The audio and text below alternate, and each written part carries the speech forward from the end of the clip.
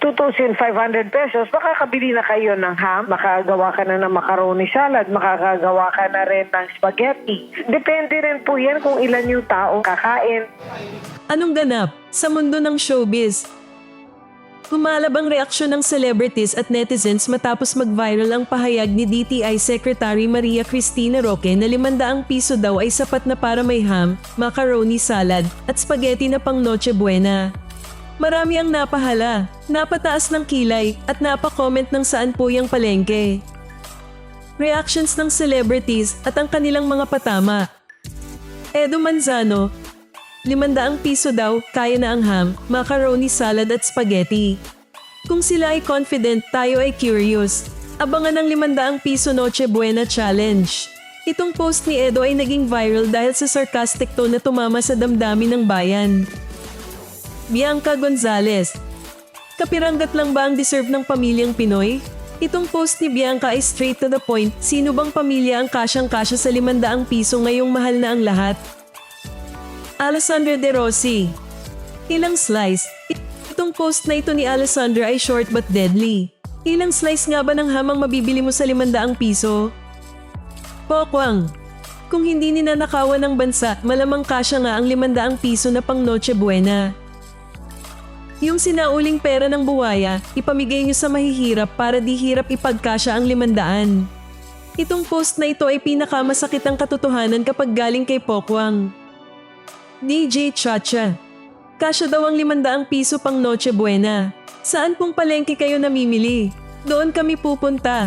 Pa-share naman po ng palengke tips para magkasya ang 500 piso. Saan ba nakakabili ng 500 piso pang Noche Buena kasi nanay ko mainit na ulo?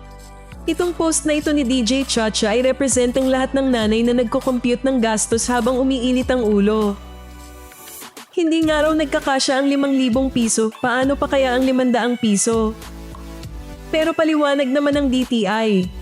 Children items for this year, majority of them have no price increase from last year's 2025. So, and then after that, tinanong sa akin, kasya na ba po ang 500 pesos? Then I said, yes, kasya ng 500 pesos. But it depends on the number of the family members. Kasi usually, ang family members na kasya itong 500 is mom, dad, and 2 children. Noche Buena handa will depend on the number of family members or even extended relatives that will be joining the Noche Buena celebration. Noche Buena handa, that's actually almost complete na kasi meron tayong Christmas ham, meron din tayong salad, meron din tayong pandesal, meron din tayong, we can add itong luncheon meat, corned beef, and then we can also add hot dog.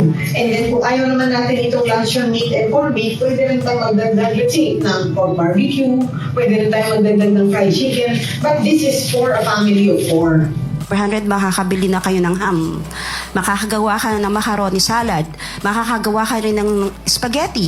Depende rin po yan kung ilan yung kakainin. Hindi naman siguro pwedeng pagsabay-sabayin. Pwede isa. Pwede ham siguro. Meron namang murang ham. Meron, di ba? Yung per shape, mura lang yun. Well, anyway, hindi ko po yan masasagot sa ngayon dahil mismo po, ang DTI sa ating pagkakaalam ay magkakaroon din po ng scheduled press briefing.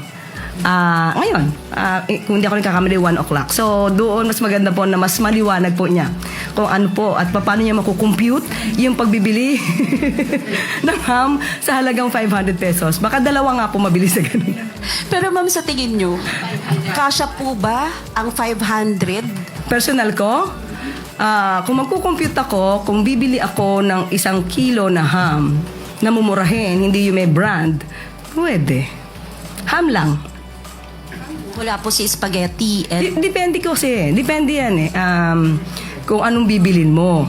Ano ba ang balak mo? Kasi di ba may nabibili naman na nakapack na yung pang chop suey. Mura lang yun. Tapos bumili ka ng bihon, toyo. Totoo bang disconnected na ang gobyerno sa tunay na presyo ng bilihin o sinusubukan lang ba nilang gawing bare minimum ang selebrasyon ng Noche Buena ng bawat pamilyang Pilipino?